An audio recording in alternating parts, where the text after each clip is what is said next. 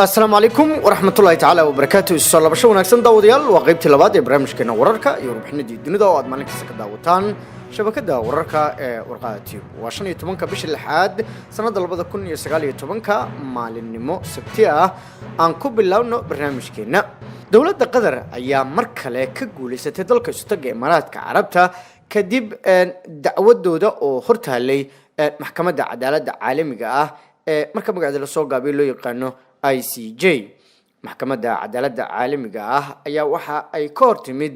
dalabkii ka yimid dalka isu tag Imaaraadka Carabta ee ahaa in cadaadis iyo ciqaab la saaro dawladda Qatar taas oo ka dhalatay markii labada dhinac ay isku eedeeyeen in dalka kale uu ka mamnuucay in gudaha dalkiisa laga furto website-ka laga jarto fiisooyinka ama dalku gallada ee wadamadaasi dawladda Imaaraadka ayaa ku andacoonaysay in Qatar ay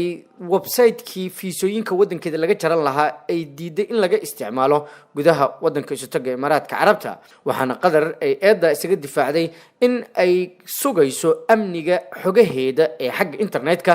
maadaama ay ka baqayso in Imaaraadka iyo wadamada kale iyada la dagaalsan ay weerar xagga internetka ku soo qaadaan oo ay macluumaad badan ka jabsadaan dalka yar ee Qatar garsooraha sare ee ka tirsan maxkamadda cadaaladda caalamiga ah ee Soomaaliyeed Cabdulqawi Axmed Yuusuf ayaana markaasi maxkamadda markaasi gudoominayay isagoo oo xukunka adag ku riday dawladda Imaaraadka oo uu sheegay inay ka gardaran yihiin dalka isu taga Imaaraadka Carabta waxaa loo fasiran karaa mar kale in Soomaalidu ay la safan tahay dalka Qatar sida ay dad badan aaminsan yihiin waxaana Cabdulqawi oo ah nin asal ahaan Soomaaliya ka soo jeeda kana mid ah mas'uuliyiinta sarsare ee maxkamadda cadaaladda caalamiga ah uu markaasi hadda qaaday dacwadda arrinkan iyadoo mar kale ay xukunku ku fororsaday dawladda isu taga Imaaraadka Carabta oo la aaminsan yahay in ay dandaansi iyo gardarro ku hayso dalka isu taga Imaaraadka Carabta dhinaca kale suxuufi sare oo ka tirsan wadanka boqortooyada Sacuudi Carabiya oo lagu magacaabo Khalid Al-Madrafi ayaa waxa uu dawal ka qaaday in dalalka Sacuudi Carabiya iyo Imaaraadka ay qorsheynayaan in weerar xoog leh ay ku qaadaan xarunta telefishinka Al Jazeera ee ku yaala magaalada Doha waxa uu sheegay in duqeyn gantala halka ay ku bartilmaameedsan doonaan dawladahaas isbahaysiga ah ee Imaaraadka iyo dawladda kale la yiraahdo markaas Sacuudi Carabiya qoraal uu soo dhigay barta Twitterka balse markii dambe kambaniga Twitterka uu ka bixiyay ayaa waxa uu ku yiri uryahan la yiraahdo Khalid Al-Madrafi isbahaysiga Carabtu waxa ay xaq u leeyihiin in ay u jawaabaan cidda maalgelisay oo bumbuunisa waradii lagu qaaday garoonka Abha ee boqortooyada Sacuudi Carabiya iyo dhammaan waradii gardarrada ahaa ee dhacay waxaana uu ku tilmaamay ciddaas inay tahay dawladda Qatar iyo telefishinka Al Jazeera oo gantaal lagu dhufan doono buu yiri arrintaas waxa ay Twitter ku tilmaamay mid ku xadgudbaysa qawaaniinta Twitter ku yaala qoraalkiisina waa laga bixiyay Al-Madrafi ayaa u muuqday in uu aad uga careysan yahay wararka kooxda Xuutiyiinta ee reer Yemen ay ku qaadeen garoonka boqortooyada Sacuudi Carabiya ku yaala Abha arbacadii la soo dhaafay halkaas oo 26 ruux ay ku dhaawaceen xiisada u dhaxaysa dalalka qaliijka ayaa sii xoogeysanaysa iyadoo 2 sano ay ka soo wareegtay markii 4 dal oo kala ah Imaaraadka Sacuudi Carabiya Bahrain iyo Masar ay xiriirkii diblomaasi iyo midkii dhaqaalaba u jireen wadanka yar ee Qatar waa hagaag daawadayaal dhinaca Turkiga hadaynu fiirino madaxweynaha Faransiiska ayaa weerar kulal ku qaaday dawladda Turkiga isagoo ugu baaqay Turkiga inay joojiyaan howlaha shidaal qodista ay ka wadaan waqooyiga Qubrus Emmanuel Macron madaxweynaha wadanka Faransiiska ayaa ku booriyay Turkiga in ay joojiyaan waxa ugu yeeray baarista shidaal iyo qodista shidaal ee sharci darrada ah ay Turkiga ka wadaan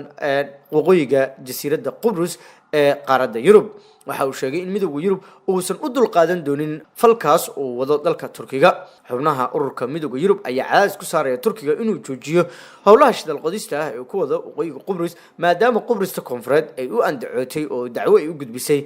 dalalka Yurub oo ay ku sheegayaan in Turkiga uu ku soo xadgudbiyo biyahooda waqooyiga Qubrus waxa ka dhisan dawlad lagu magac daray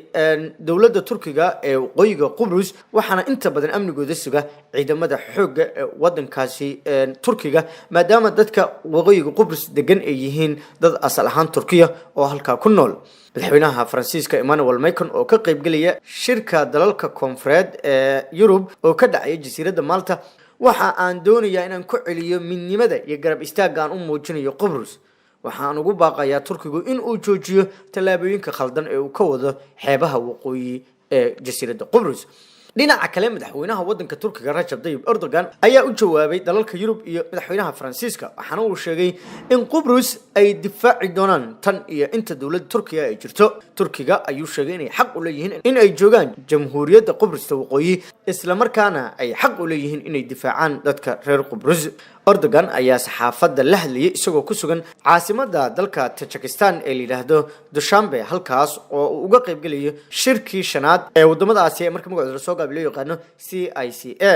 Turkigu marnaba ma dhimi doono ciidamada ka jooga waqooyiga Qubrus halkaas ayay baaqi ku ahaanayaan inta loo baahan yahay madaxweynaha Turkiga Rajab Tayyip Erdogan ayaa intaasi sheegay dhinaca kale Turkiga ayaa howlashada qodisa ka wada waqooyiga Qubrus waxaana inta badan dalalka reer galbeedka u arkaan talaabadaas mid qaldan inkastoo Turkigu uu sheegayo inuu xaq u leeyahay in dadka waqooyiga Qubrus ku nool oo aslahan Turkiga ay helaan xuquuq dhaqaale oo ay ku faa'iidaan وهاجاك داوديال قبيل حي برامج كنا ينسلسو قرني وسير كأرمها دبدة ودن كتركيا ملفود جفزوجل أيا كعليي إن تركيا وقاضي دونه طلاب الصحة هدي مريكن كو عنقبتين كسرجو دولة أنقرة وزير كأرمها دبدة ودن كتركيا ملفود جفزوجل أيا شيء إن تركيا ومركز القاضي دونه طلاب الصحة هدي مريكن كو عنقبتين كسرجو دولة تركيا يسوق أو مركز وقول له إن أي يفسدين S4 oo ah gantalada difaaca Ruushku ay farsameeyaan waraysi uu siiyay telefishinka Turkiga ee yiraahdo NTV Today ayaa Gafazuglu waxa uu ku sheegay in Turkiga ay ka go'an tahay in mowqif sax ah uu qaato haddii Mareykanku uu cunqabateen dalkaas ku soo rogo isagoo oo diidan in Turkigu uu soo iibsado gantalada S4 Turkiga iyo Mareykanka ayaa isku khilaafsan arrinta ku saabsan S4 oo uu Turkiga ku soo iibsanayo wadankaasi Ruushka dhinaca kale falanqeeyo u dhashay wadanka Turkiga laakiin ka howlgala macadka la yiraahdo Polish Institute of International Affairs PISM oo lagu magacaabo Karol Lewicki ayaa waxa uu sheegay in Turkigu uu ka bixi doono ururka gaashaanbuurta NATO haddii Mareykanku uu ku sii adkaysto in cunqabatayn daran uu saaro dawladda Turkiga qabiirkan ayaa waxa sidoo kale sheegay in Turkigu uu muhiim u yahay ururka gaashaanbuurta NATO laakiin Mareykanku tallaabooyinka uu qaadayo ay horseedi karaan in wadanka Turkiga ururkaas uu isaga baxo isla markaana uu raasado dhinacyo kale iyo ururo kale Mr. Karol ayaa sidoo kale xaqiijiyay in Turkiga uu xoojin doono isbahaysiga Ruushka ee hadda u muuqda in dib boorka looga jafayo maadaama Ruushku uu dib u soo ceshanayo saaxiibadiisa hore taasna waxay dhabar jab weyn ku noqonaysaa buu yiri ururka gaashaanbuurta NATO iyo sidoo kale dalka Mareykanka oo ururkan hormuud u ah وهاجاك داوديال قيبه دنبه برنامجكنا ورarka iyo warbixinadii dunida ayaan isla soo gaarnay isla wararka Turkiga ku saabsan ayaynu ku gudi jirnaa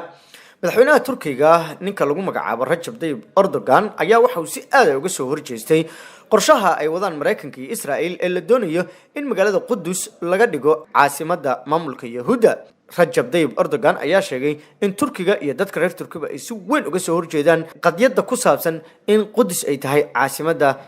Israa'iil waxa uu sidoo kale hogaamiyaha Turkiga sheegay in markasta ay la safiin dadka reer Falastiin loona baahan yahay in xuquuqda dadka reer Falastiin la soo dhiciyo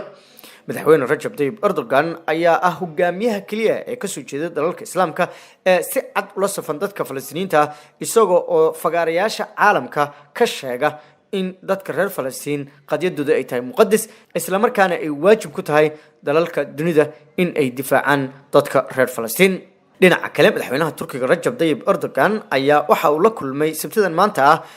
dhigiisa wadanka Tajikistan ninka lagu magacaabo Imamuli kaas oo ka wada hadleen xiriirka labada dal iyo qadiyadaha ka taagan adduunyada kulankan oo soconaya muddo saacad iyo bar ah ayaa labada hogaamiye waxa ay uga munaaqashoodeen arrimo badan oo quseeya labada dhinac dalka la yiraahdo Tajikistan ayaa saaxiib la wadanka Turkiga waxaana Turkigu uu doonayaa inuu ballaariyo saaxiibtinimadiisa oo la wadaago wadamada caalamka